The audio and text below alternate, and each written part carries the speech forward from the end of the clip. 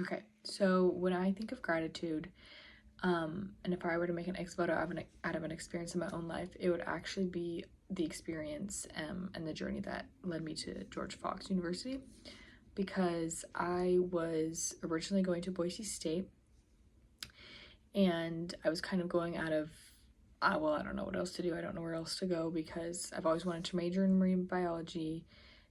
So I've always wanted to go to school in Oregon, but I knew that was kind of out of the picture. And then I was recruited for cheer and stunt last summer, so exactly a year ago.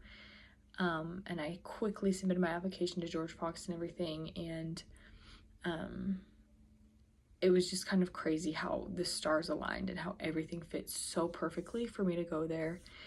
And with finances and everything, it really just was an answered prayer after, a year of just complete uncertainty and not knowing where I was going to go and what I was going to do. It truly was an answered prayer. And then the whole school year, same thing. It was just, I know that this is where I'm meant to be.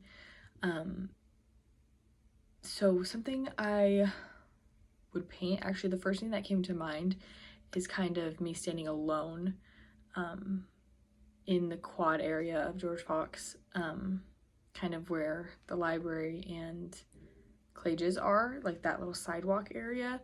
The first thing that came to mind was me just like standing in the middle of that area where it has the verse Jeremiah 29:11 also on the side of Clages, and just kind of looking up at a figure ahead of me. So that would be like the saint, or in my case, like the Holy Spirit out in front of me and just kind of guiding me towards George Fox almost. So that's kind of the first thing that came to mind for next photo. And then the empathetic art reading and the ex voto, how I see them relating to each other is just in human connection and vulnerability, because although they're pretty different in what, like how they're expressing it almost, the reason for it is kind of the same, and it all roots in my opinion, in the vulnerability of disease, or the vulnerability of an unanswered prayer or a desperation prayer and then an answered prayer, and how it may not always be the outcome we're expecting or hoping for, but it is the one that is best for us. So that's how I think that they are the same, but then they also differ in one is more focused on grief. Like in the hospital, you're grieving what is lost and you're grieving what could end up being, versus the ex voto where they're more of a gratitude centered.